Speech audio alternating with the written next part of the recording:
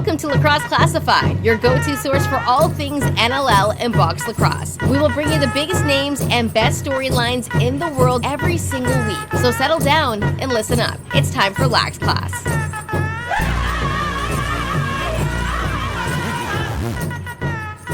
What's going on, lacrosse fans? Welcome back to Lax Class. Lacrosse Classified 346 is underway. Jake Elliott and Lucas Archer back with you. And in the dead of summer now, into July we go. Box lacrosse season in Canada is in full swing. Lots to talk about here on the podcast as well. A little news as well I might sprinkle about. And what else? We got a Lax Class lock coming up in period 3. We have Nicholas Rose coming up in period number 2, and everybody knows Rosie, but just in case you don't, he is the goaltender for, well, I was going to say Calgary, but I don't know that. I was going to say Toronto, but that's not really true either. But I can't tell you he's the goaltender for the Peterborough Lakers, and I can also tell you, when I think Orangeville Northmen, I think Nick Rose. He's one of the first guys that comes to the top of my mind. And, of course, it was the Northmen alumni weekend this past weekend. Oh, what a time and sight to behold that must be.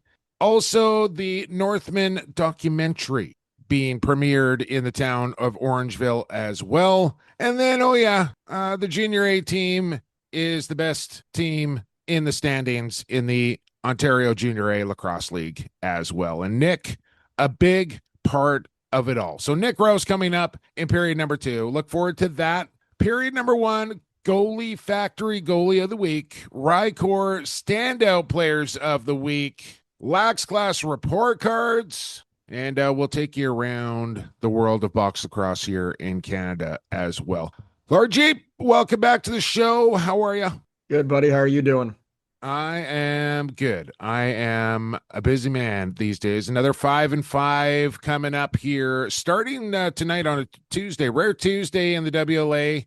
We're recording on Tuesday. Got a game tonight and then right through till Saturday. Also coming off a weekend and a day. So 3 straight days out there at Raptors Knoll this past weekend. Lucas took over the social media account for the BC Open. And I'd never really kind of done full on social media, like, I do my thing or whatever. I just bang out some tweets, I post whatever, but like I was clipping reels and graphics and going live and posts and interviews and like full on for hours a day for 3 days in a row, all culminating into a 4-hole playoff on the final day. And usually like disc golf playoffs, they don't last very long. This one went 4 holes. Young Noah Higgins out of Alberta taking on young Colin Bryant. 2 just really kind of young and up-and-coming stars to be in disc golf. I had the Instagram live going. I was like tracking around in behind him and doing a little commentating on the whisper. It was super fun, man. But I got a newfound respect for those social media folks that just kind of do that stuff on a day in and day out basis. It's exhausting. Like I don't even want to know what my screen time is going to be at the end of the month after that weekend. That would definitely be a lot. But now I got to know who won. Oh yeah, I guess I didn't mention that. It was Canada versus USA. Brian out of Anacortes and Noah Higgins hit the birdie putt on the 4th hole, and Bryant bounced it off the basket and came up a little bit short.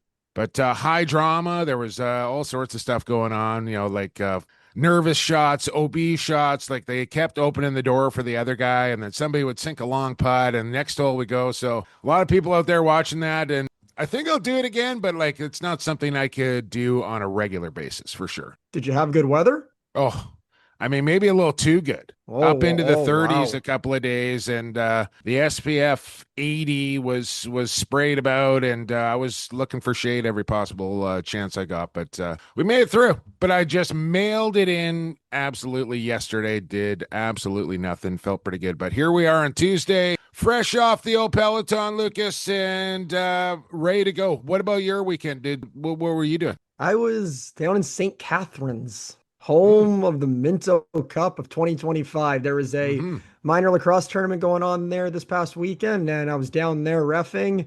Some of the Lax Class fans can listen. I've somewhat lost my voice, but I'm good for the podcast this Are you week. sure?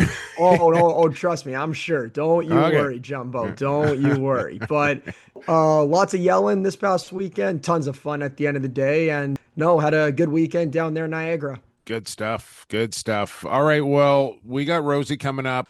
We got lots of things coming up here on the program. What did I just see out of the Rocky Mountain Lacrosse League? 13-2. I believe the regular season over there. They'll announce the playoff schedules coming up. I keep watching the highlights of this Raiders team, and I've been watching LOJ. I've been watching the BCJ as well.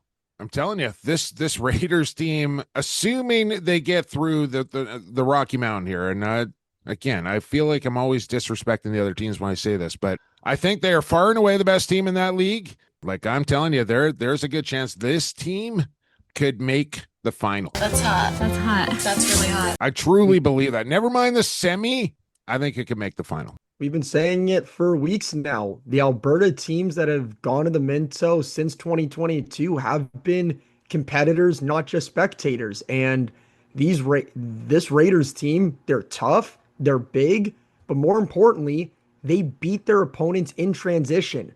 That's how you win lacrosse games. So they want to see how well and how efficient they can do it when, or should, they make it to St. Catharines. Well, the other thing that they have is experience. And not only, with the age group, but Minto Cup experience from a year ago, like a good chunk. I want to say 15 of those players played the Minto Cup a year ago. So they've been through that now. And second time around, we've seen it time and time again, like this Orangeville team here in Ontario, who came up short in the final last year. But a lot of that team is back with this team. They're 16-2. They're the best team in the league. Now they've tasted it. Can they take the next step here? So there's a couple of teams that are going to be real dangerous coming down the stretch. I just saw the Beaches and St. Catharines score from last night. St. Catharines, such a hard team to kind of figure out here coming down the stretch. Like they have beat some really good teams. They've lost some, games they probably shouldn't.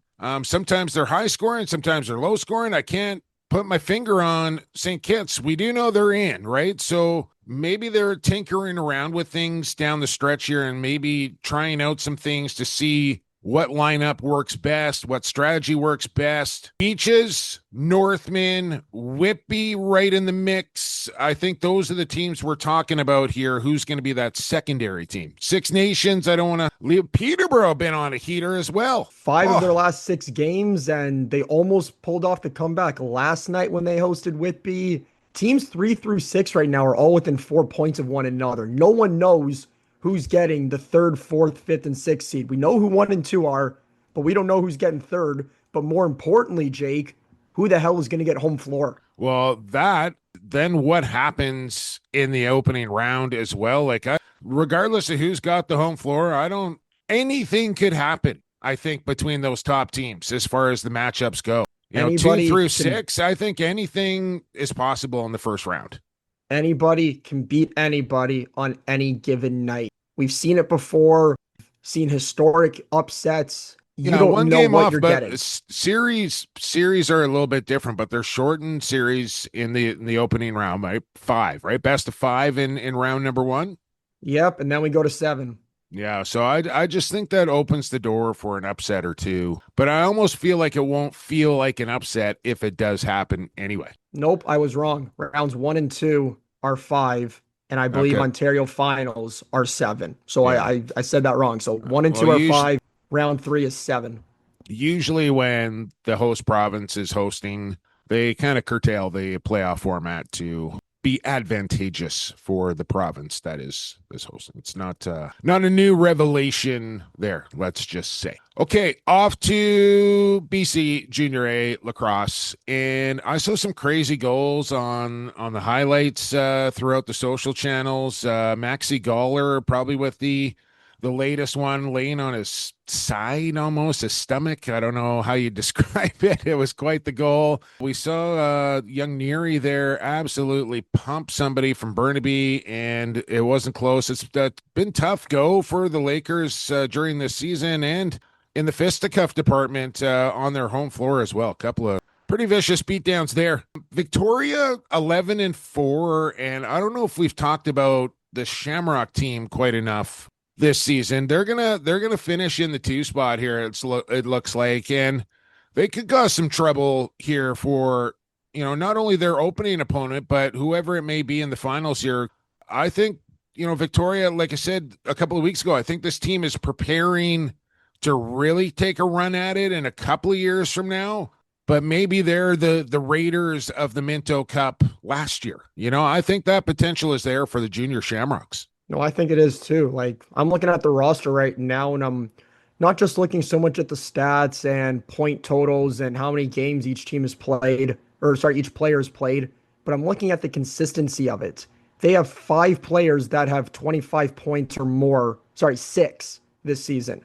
That's what you need out of a young team that's looking to either maybe upset Coquitlam as a number 1 team, or they're preparing for next year. But you're right, Jake. We haven't talked about the Shamrocks team as much as we probably should, because they could be sleepers. It's interesting. I'm looking at this Langley Thunder team who held on to Cody Miloski at the deadline, and through 7 games, he's got 37 points. Langley, after the start to their season that they had, I just want to go back and look at this because I'm pretty sure they were like dreadful. Remember the score lines were just not going their way. They were on a big losing streak, and they finally won their first game Saturday, June 28th. So they snapped the losing streak there, but it was kind of up and down. But then they went on a nice little run, like 4 or 5 in a row.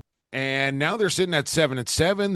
They could be a scary team as well. And with the goaltending that team has at the junior level, like, look out. I'm telling you, they could be a real sleeper. Cody Miloski, and maybe the best goaltender in the league, could be trouble. But Nanaimo is really the team that kind of pushed the chips into the middle of the table at the trade deadline there. They went shopping, did the Timmerman, and they think they got a good, reasonable chance to do some damage in the playoffs as well. So almost similar to Ontario, although less teams. It's going to be an interesting BC Junior A playoff series matchups as well.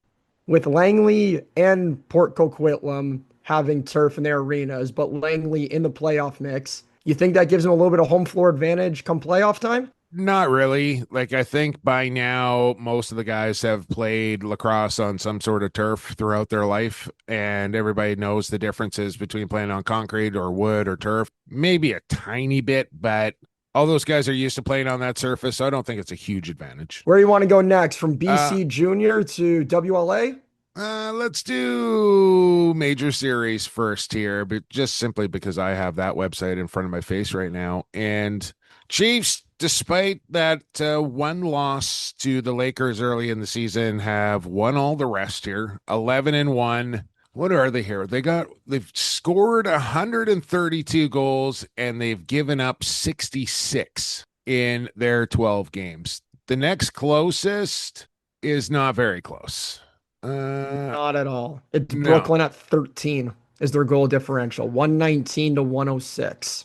Chiefs are pretty good. That's the bottom line in major series lacrosse, I would say, this week. We might talk a little Lakers with Nikki. We'll see. So on to the WLA we go, and you should go there as well, WLAlacrosse.com. They have all the information that you're looking for, all the links to their social media, the link to WLA TV, standing stats, 3-star leaders, transactions. We could probably mention a couple of transactions that have taken place as the Langley Thunder acquired Ethan Malott out of Maple Ridge, former first-round pick. I think they gave up a first to get him. He wasn't really playing for Maple Ridge. They're pretty left-hand heavy over there. I like the pickup. He played against the Nanaimo Timbermen on Sunday night, did Malott.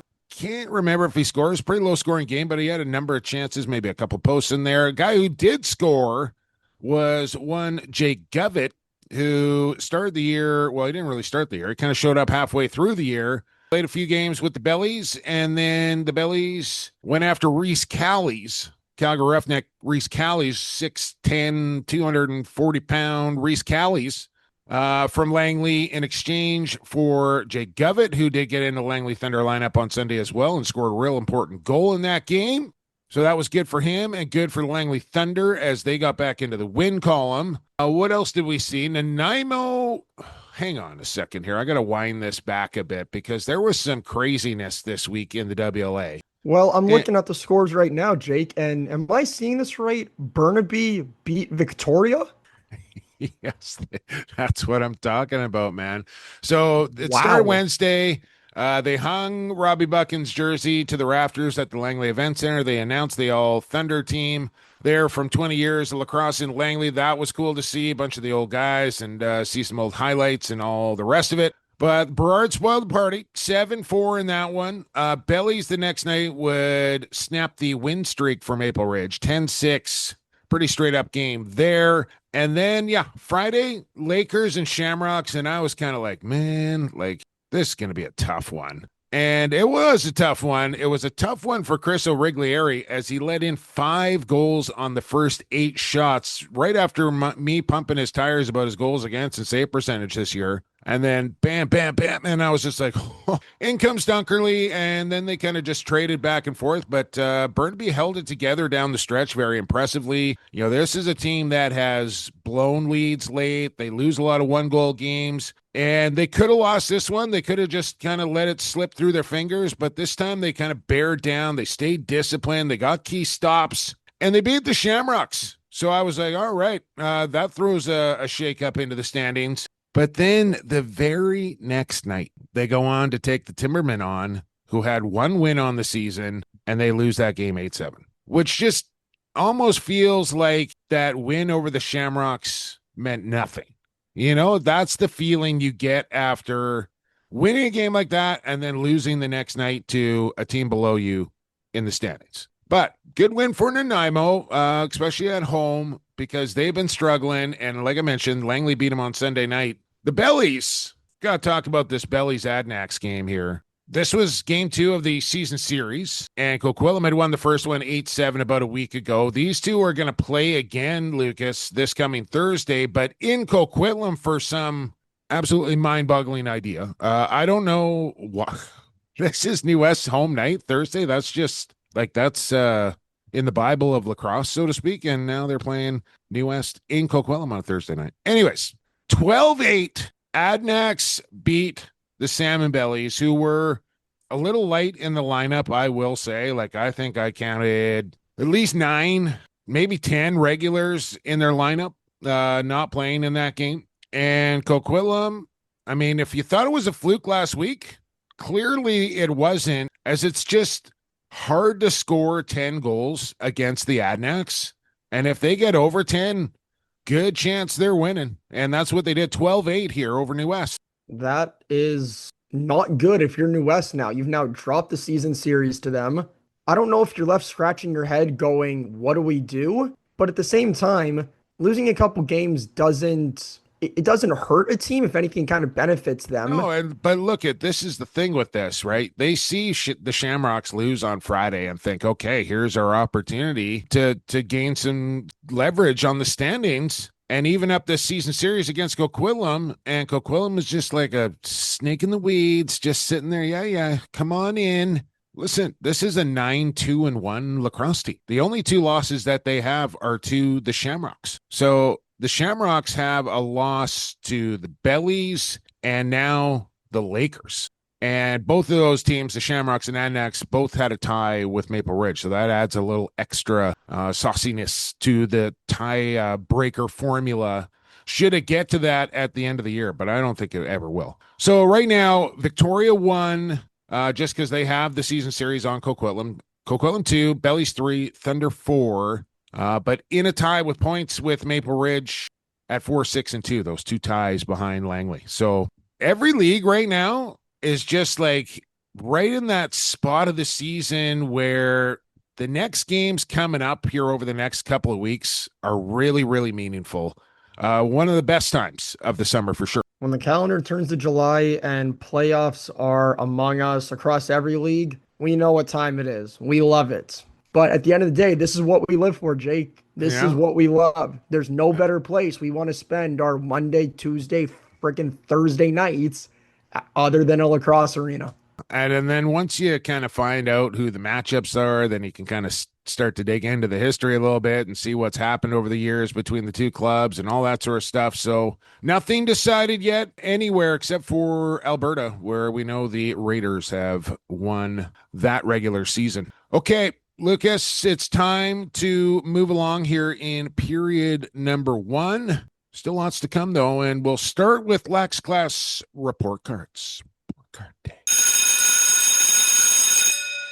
Settle down, class. Today is Report Card Day. Today is Report Card Day. It's Report Card Day. I take out my report card. Throw some D's on it. I take out my report card. Hey. Report Card Day. Got a report card, Lucas? Oh, yeah. Orangeville Northmen alumni weekend this past weekend. Alumni game had a great turnout. Their junior A team signing some autographs. I think their junior B team got involved a little bit as well. More importantly, the big thing was the first premiere of the Northmen documentary. And for the Lax Class listeners that are unfamiliar with it, it's basically two brothers named Zach and Jake Thompson, I believe are their names. Over the past couple of years, they have been finding stock footage, filming some stuff as well, interviews, etc., and pretty much doing a 30-plus year walkthrough and video journey on the history of lacrosse in Orangeville, Minto Cup Championship, highlights, NLL stars that have come out of it, etc. And the town and the teams were shown it this past weekend exclusively. So that was a big turnout that they had. It was very well put together from the videos I saw, pictures, and people that I spoke to. So hands down, A+ this weekend for everything that the Northmen did and what the Thompson brothers accomplished with their documentary. Yeah, I say it all the time. They are the model franchise in our country as far as lacrosse goes. I don't care if it's junior, senior, minor, or whatever. They are the gold standard, not just for their alumni, but just the way they go about things, the engagement they get from their fan base in that town. They just do it. They do it all right there. And every other organization across this land could take an example or 10 from the way that the Orangeville Northmen do it. So I like it. And we're going to talk to Nick Rose a lot about the documentary and the town of Orangeville and the Northmen and all the rest of it. So apropos there. And, I was struggling for a report card this week. I feel like I've been a little bit negative the last little bit. So I kind of wanted to turn things around. There is a negative story circulating through Manitoba lacrosse right now, and I haven't really dug into it far enough to comment on it yet. I've just started to get pieces of this, and it does not look like a good story at all, but I don't really want to pass judgment until I get all the facts here. So I'm going to stay away from that this week, and I'll just, this is also the time of the year when the senior leagues are all hitting their playoff runs and seasons are coming down the stretch. It's also the time when minor lacrosse is starting to wrap up, including, the Gene Andre tournament here in BC, the Jack Crosby, which, teams from out east come across to BC to be in. Minor provincials are going around all over the lower mainland and on the island. And, just cruising through the Insta and the Facebook and whatever is seeing the lacrosse moms and the lacrosse dads talk about how it's their kids' final minor lacrosse game or their first season is in the books, or, how they did at provincials. And it's tough for those guys, right? In those situations, the kids, silver medal, you get a medal, whatever. I think, you'll remember some things, you'll forget some things, but it's more about the experience and the friendships you make and the life lessons you learn being on a team at a young age and all that sort of stuff. Or for the parents out there that go through the highs and the lows and the jubilation and the heartbreak, watching their kids excel or, have some failure, you can just see how much it means to them. So I just want to kind of give a hug out to all the lacrosse moms and dads out there this week whose kid seasons are wrapping up for another summer, whether it be for good or until next year. It's going to be okay, guys. It's going to be okay. Old Jumbo promises. You and I have both been there as players, Jake. It's a bittersweet moment when you hang up the helmet and old stick for the final time, but you look back, you reflect on all the memories, the highs, the lows, the goods, the bads, everything that you've accomplished as a player, and you're right.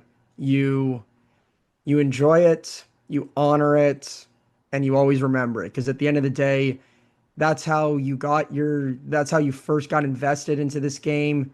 And then wherever it takes you from there, so be it. There you go. All right.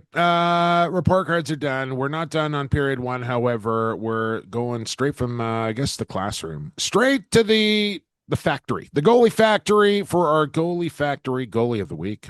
Big save, Giuliano. Rebound call, Crime Stoppers. Vince just scored a goalie goal. Jamison somehow comes up with the stop. Larceny. And here's Shane Jackson off the bench. And there's Christian Del Bianco with a stick side save.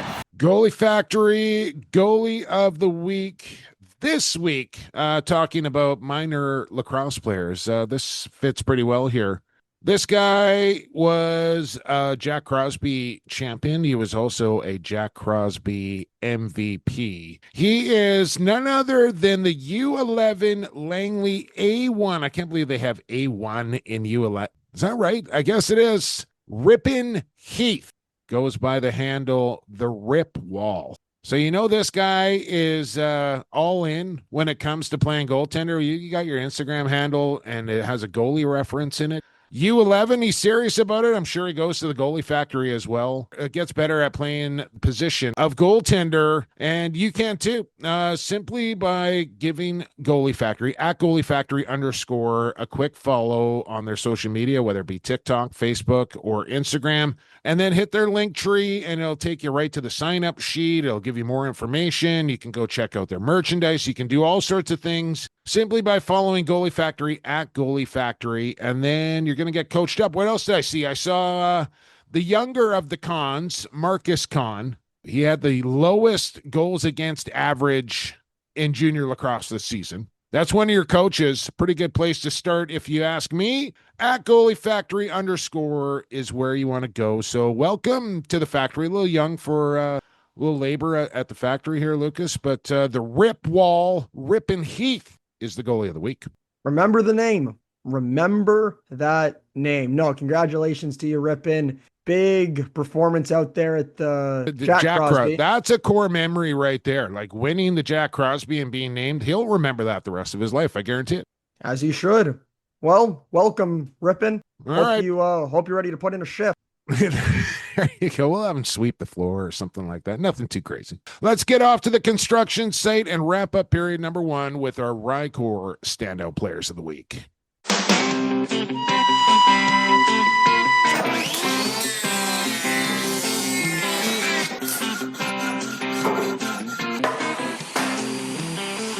I'm a hard-working man.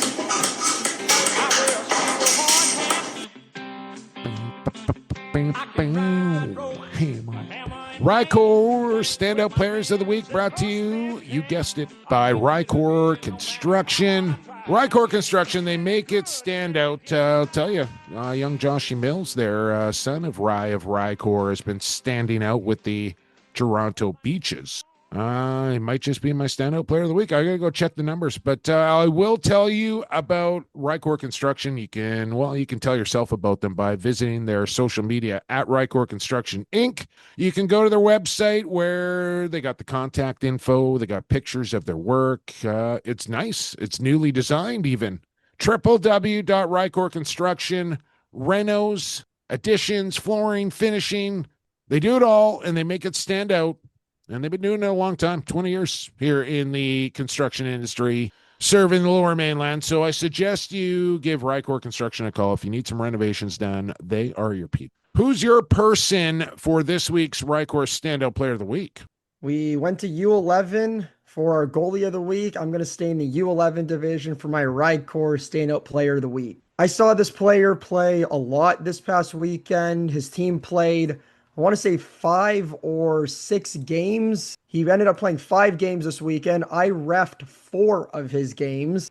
The son of NLL player for the Georgia Swarm, Brendan Bomberry. Oh, I saw this. Throwing Jagger backhands. Bomberry. This guy is something. Remember that name, Jagger Bomberry. This kid is unreal. U11 player, bigger than the majority of the players that he's going up against. And I found out, and not just the stat lines and everything that he did this weekend, but I found out something neat about this kid, Jake, and that's this. He's 10 years old, playing U11. He is one of, if not the top player on the First Nations U13 box lacrosse team. He's playing a year up and dominating. Wow. You don't hear that every day. No, and he's, like I said, throwing the fakes over the shoulder, and just you could tell that there's been hours and hours and hours spent in the basement with Bomber and Jagger down there just chucking the ball around. Like, he is such a natural looking lacrosse player. And like, when you're looking at kids, it's sometimes a little easier to tell early on how, you know, they just stand out, and they can see like they have developments and cognitive like thoughts that are advanced. And he's one of those kids where you can just see he's a step ahead physically, mentally, maturity wise. Like, he is going to be special. I will say that. Like, there is no question in my mind that he is going to go on to be a really special lacrosse player just by watching him at that age. Yeah. His name is pretty sick. Jagger Bomb. Yeah. Well, Jagger, welcome. You stood out for me this past week, pal. Ref you a couple times, and probably going to do you a couple more when your team rolls in provincial. So, Jagger. Yeah, I mean, he looks like he could throw on a tool belt and a hard hat and probably put a good 8 hours on in the construction site as well. We know this guy could as well, and I was kind of searching around this week, and I don't know. But and then I started looking at the numbers, so this might not be such a weak thing here, more than a to-date type of thing here. But Ryan Smith of the Six Nations Chiefs are 12-1. That's good. You look at the numbers for Ryan Smith. 12 games played, 30 goals, 10 assists, 40 points. That's really good. The next closest guy has 15 goals. That's Lyle Thompson. The next closest is 14. That's Shane Jackson. This guy's got 30 so far for the Chiefs, and no sign of slowing down. He's played every single game as well. This week, Ryan Smith is going to be my standout player. That jumped off the page when I looked up the stats for the Six Nations Chiefs. All those guys, Dane, Josh, Cody, Randy. There's Ryan Smith atop them all, and 30 he has pumped in the back of the net so far. That's ridiculous. 30 goals in 13 games. 12 games. That's beyond impressive. Way to go, Smitty. All right, there you go. Robert Morris, Ryan Smith, and Jagger Bomberry are this week's Rycor standout players of the week. You may have a different opinion, but I'm going to say finally period number 1 is over, and we're going to move on to period number 2, and we're going to talk to Nick Rose, Mr. Northmen, on the other side right here on the Lacrosse Culture Daily Podcast Network. Stay classified. This is Jalen Chaster, and you're listening to Lax Class.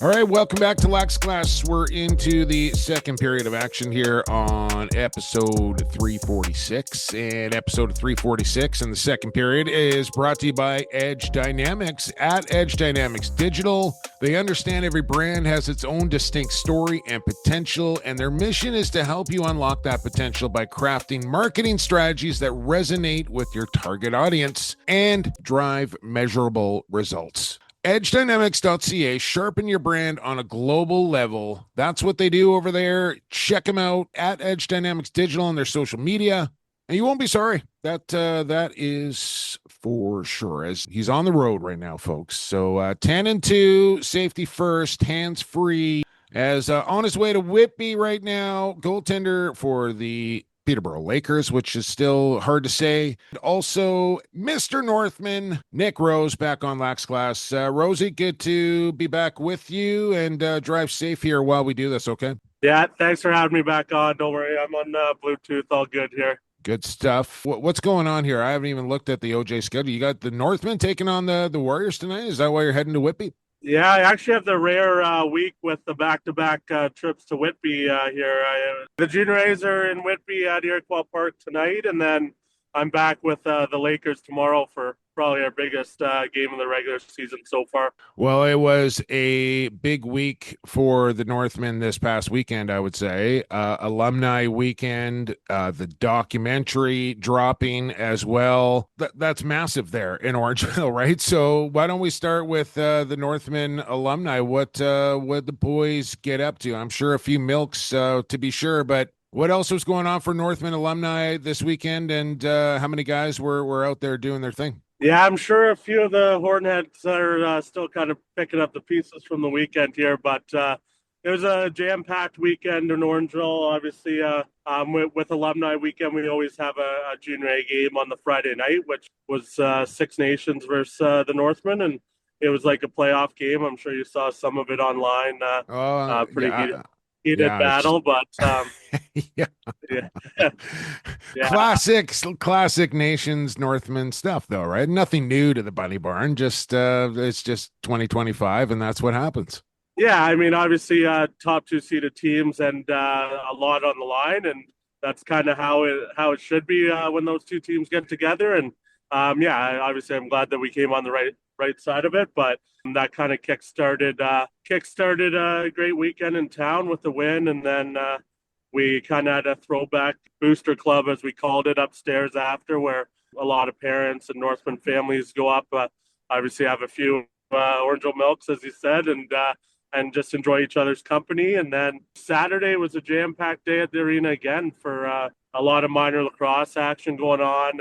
There was breakfast with Salty, our mascot, for a lot of the young minor teams, and then we kind of took over the arena with the Junior A's, signed some autographs for the kids, and then we had all the old boys in there for a alumni game, which we haven't been able to do, I think, since before the pandemic. So any video on that, Rosie, of the old alumni game? Yeah, I asked them to delete any highlights they had of me, because I had a bit of a rough go in the cage for sure, but I should have brought my Woody with me. I used the spoon, so that got to get back used to that. But no, yeah, there's some highlights. I know Looney was quick to post a goal he scored on me, but of course.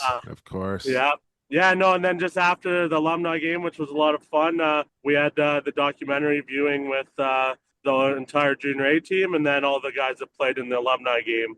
While there was a lot of other showings going on all weekend, Saturday night was kind of our time to go to it. I mean, I don't know how much you're allowed to discuss, Nick, as I don't think they've really kind of got it out there to everybody yet, but tell me about it. Yeah, I mean, obviously it's been a long process, and it kind of grew into a lot bigger project than we had even originally planned. The Thompson brothers, Jake and Zach, both former Northmen, and they have their own production company. They've done some work with Warrior Lacrosse and the Courier Brothers and that kind of stuff. And this really kind of kickstarted a few years back. Actually, Jake Thompson was unfortunately diagnosed with ALS, which is obviously a disease that people know pretty well about and how terrible it is. And right around that time, they had announced they had a production company, and it kind of was like a perfect fit to hire them on behalf of the organization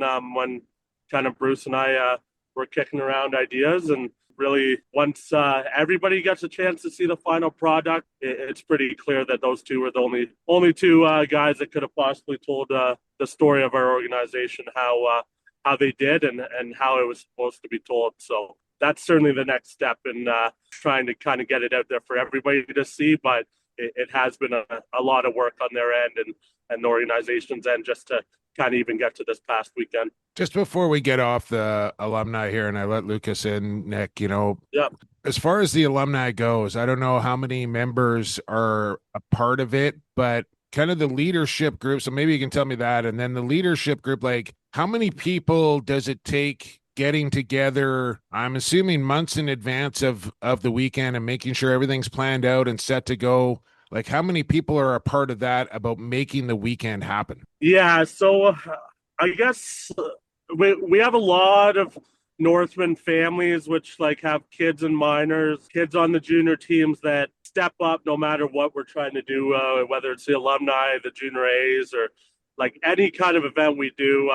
There's certainly a big group of people that we can kind of shoot a message to, and everybody's obviously pretty open communication on what the jobs are that need to get done, and especially for a weekend like this, everybody stepped up in such a major way. Like we had billet families that have like 2 or 3 guys with them for the junior A's, like working the concession stand at the theater Orangeville for the documentary for like 5 or 6 shows, on top of having their kid having games and having to get them here and there. And like, that's just kind of where, obviously, like, I think a lot of people are kind of proud of what we built, that people are willing to kind of step up in any way that's needed. But we have a few different kind of areas where different people are in charge, obviously. And with the alumni, we have a small executive right now with myself, Glenn Bryan, Jamie McMahon, and Mac Mitchell. But anything we try to do with alumni, we just start sending some texts to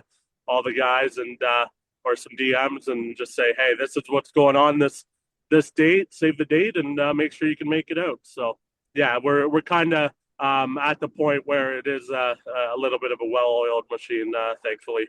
Well, you got a well-oiled machine, not just off the floor, but on the floor with your junior A team this year. 16-2, Nick. That's pretty something to be proud of, wouldn't you say?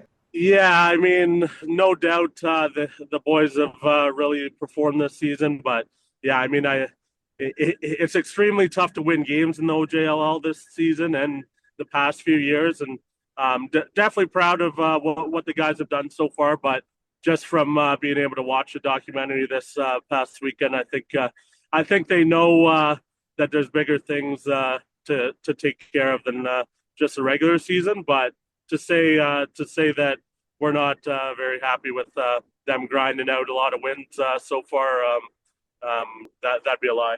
I was gonna say a lot of those guys on your team, Nick, they got a taste last year at Minto Cup, right? And as you know, we've seen it time and time again with the Northmen, with the Adnacs, with Six Nations and others. Sometimes you got to get there and feel it, live it, and maybe not get it, and then get back there again, and then you know how to do it. So I think a lot of those guys will have that. Now, I know you guys have hosted Minto Cups before, because I got some still fresh wounds from about 30 years ago, Nick, but we're not going to talk about that. As far as the 4-team format goes, you guys have never hosted the Minto Cup. Is that correct? Yeah, that's correct. We haven't hosted since 1995 was the last one, 30th anniversary this summer. Okay, so 32 years ago, the wounds, Nick, 32 years ago. Yeah, that made the documentary too. I'm sure I saw you running out there, but yeah. Okay, so where I'm going with that is every time that you guys have gone to the Minto Cup or won a Minto Cup, you've walked through the front door by winning Ontario. I think anytime we've won the Minto, yeah, we've won the provincial championship. We've been fortunate enough to put ourselves in good positions where a lot of those games have been played at home too. You got a big game coming up tonight, Nick. You and I will be at the same arena down there in Whitby. It's hard to play. You just said it's hard to win in this league, but it's even harder on the road. What are you expecting tonight between Northmen and the Warriors? Yeah, I mean, it seems like we have a rivalry with 4 or 5 teams here in Ontario, and Whitby Orangeville is one of the best for sure. And they're obviously super hungry, probably to avenge a close loss to us a few weeks ago. Going to Iroquois Park's always a tall task, and they've improved their team since the deadline, and we know we got to play at our best to get a win against them again here tonight. So I expect a playoff-like game, and I think a lot of teams here started playing playoff lacrosse in the last couple of weeks. My guy Levi Tui in the lineup tonight, Rosie? Yeah, I believe so. I haven't talked to the coaches. I try to stay out of that a little bit. I'll give my input. I think I've maybe suggested things one time over the last 4 years to Krug, and he still doesn't let me hear the end of it. So I'll see what I can do about getting him in there. But I believe he'll be getting another opportunity. He's a beauty. Well, speaking of your coaching staff, not just Kruger and Flip, but Suits is back on the bench. Hey, I saw him there back on when you guys hosted Whitby. He's looking He good. is. Yeah, no, Suits thought he could leave the organization after coming back. He had the 1 year in Mimico, and then we brought him back in the fold. And then obviously he's gotten busy on creating an amazing family. So we dragged him back here, and happy to have him. Obviously, all the guys come from a good pedigree and all involved in the NLL and at the highest levels and have won championships. So yeah, we're super happy. It's fun working with these guys year in and year out. And but yeah, no, Suits I think thought he was going to get away for a few years, but that wasn't happening. You talked about the Bunny Barn, Nick, and having home floor advantage for whether it be a game 5 or a game 7 in the final. Tell me why it's such an advantage playing inside Tony Rose. Yeah, I don't know if it's just like I can't even say perks of the arena, because it's more like the cons of the arena of how hot it is, and the floor is a little slippery, and it's like we kind of have always seemed to thrive when it's a little bit of a tough night or warm in there, and it's just kind of Northmen weather, I guess is the way I can put it. But no, it's just like obviously we have an incredible lacrosse community, and we're so proud of the way that everybody comes to support the team. You can see it by just the sheer amount of fans that are in our arena during the playoffs, but more just the pride that they take wearing the black and silver on a nightly basis. And like anywhere that has a great crowd and fan base, right? Obviously, you want to create something that they can be proud of, and it's a little tough for other teams to come into. When does the fresh coat of paint go into the visiting locker rooms? Like playoff time? Is that when you guys usually do that? And then the thermostat breaks and the radiator's stuck on high, and when does That's that a good stuff question. happen? I don't know anything about that, so I'm not sure. I can probably get you an email to somebody at the town of Orangeville if you wanted to find that out. But yeah, I'm not sure. Well, something that you do know a lot about. You just said great crowds in Orangeville, but you also get great crowds at Peterborough Memorial Center when you're now playing there for a major series. How have those crowds been of close to 3,000? Yeah, it's actually been better than I could have imagined. Obviously, I've played a lot of games there as an opponent, and it's another kind of hostile environment, but I truly do believe it's probably the best atmosphere in senior lacrosse. They're hardcore up there, just like in Orangeville about the juniors. And yeah, it's been a blast up there, and they've treated me first class, and they treat everybody first class. And yeah, it's been a great experience. Was it a bit odd going from traditional white, blue, and red with Oakville to now just pure blue? You got the pads to match already. I was just going to say, Nick, you got the colors. Did you have to get a new mask? I didn't get a new mask. I went back to the old Toronto Rock gear from this past winter just because it did line up so well color-wise. But yeah, no, it's a little different blue for sure. But yeah, it certainly felt a little different playing against Oakville Rock a couple games so far this year. I think we get them again next week after being there for about 12, 13 years with those guys. But yeah, no, I just focused on trying to help the Lakers win games and put ourselves in a good position for the playoffs. Well, something that you'll have to focus on after the summer season is, Nick, where you're going to play in the winter. I don't know. Oh, really? I didn't realize that. Yeah, people might want to know this. I don't know if you've made a decision on that yet or not, Nicholas, but if you want to drop some news here on the pod about what color your pads will be, don't say red, but what color your pads will be next season. Do you want to do that here today? Yeah, no, I'm certainly happy to say that there's no decision made as of obviously I've been very busy with the Northmen and Lakers, and it's kind of allowed me to be honest, kind of step away from the NLL stuff for a while, and I will start thinking about all that soon. And obviously, I've certainly had a few conversations with Calgary. I mean, they're the only team I can currently talk to. So I'm sure once free agency does open up after the league kind of gets everything sorted out here, I'll be having some more conversations to really kind of figure all that out. But I will All say right, my experience. Mr. Political here over here. Yeah. Speaking of, I get it, man. I get it. I'm just giving you the gears here, buddy. But I do want to know. I believe you're a player rep. I don't know if it's still for Toronto or whether that switched over to Calgary or you've been a part of those discussions. So I can't let you out of here without knowing how often are you getting updated on CBA negotiations, and do you have an update on how far down the road those conversations have gotten?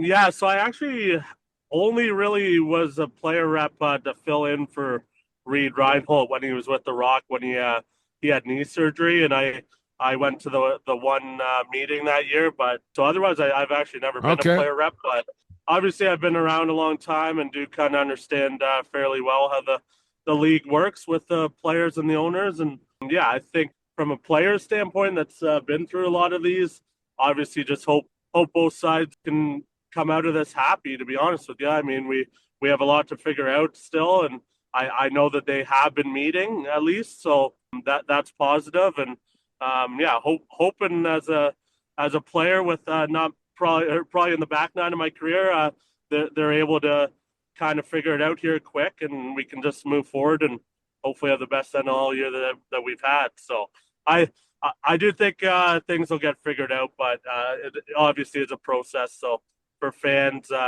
hopefully they can stay patient while kind of all that stuff gets sorted. All right, Lucas, you good with Nick, or you got anything else?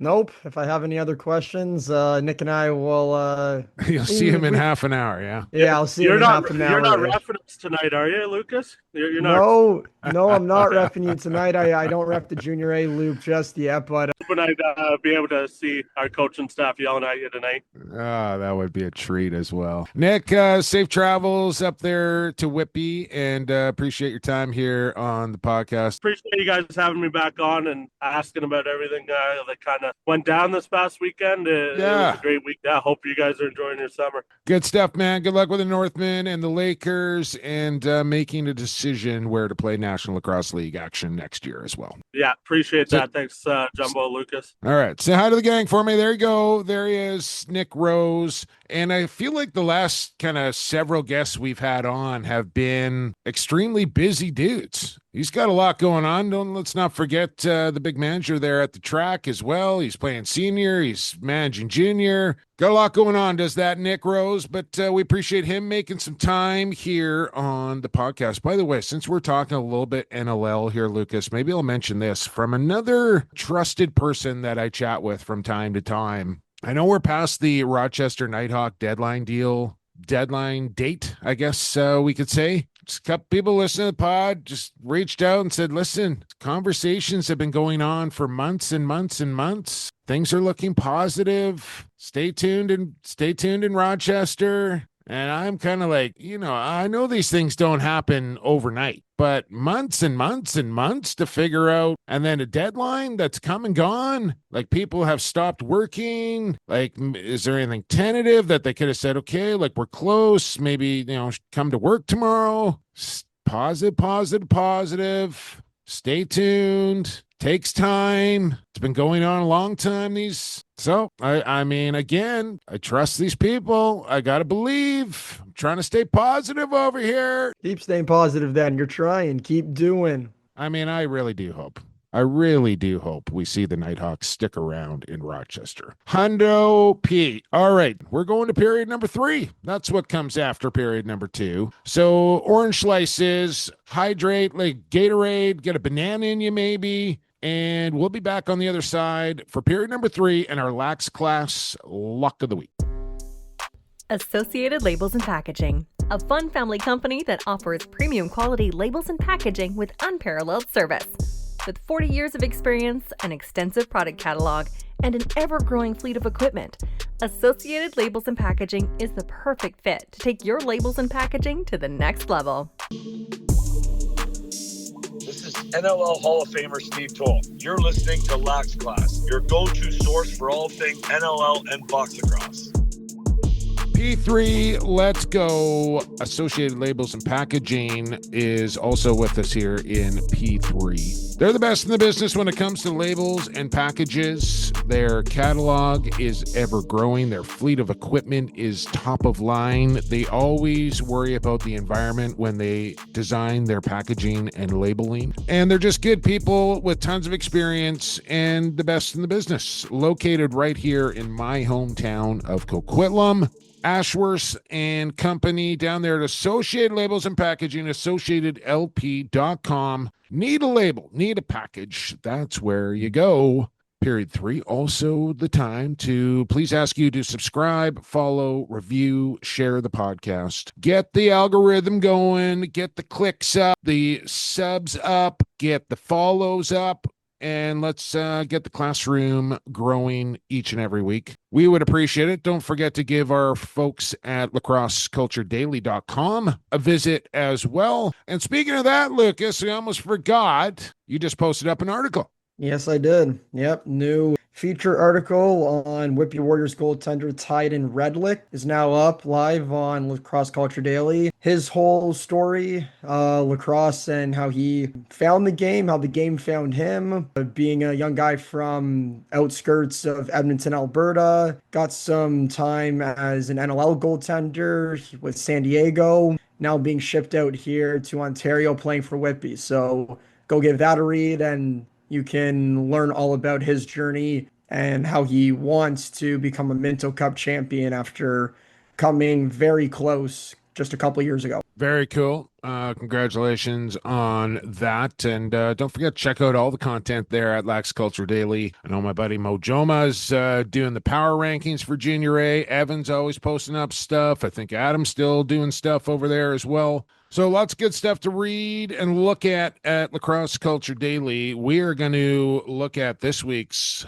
Lax Class Lock of the Week. Lock of the week. Hey, let's lock and load it! I am going to be a very rich dude. Ooh, it's a big lock, all right. Lax Class Lock of the Week presented by CoolBet Canada. CoolBet.com is where you go. And once you do that, you sign yourself up for an account. Takes a couple of minutes. And then before you deposit any money into your new account, you put in the bonus code LaxClass, which is one word, LaxClass, and then CoolBet will have to.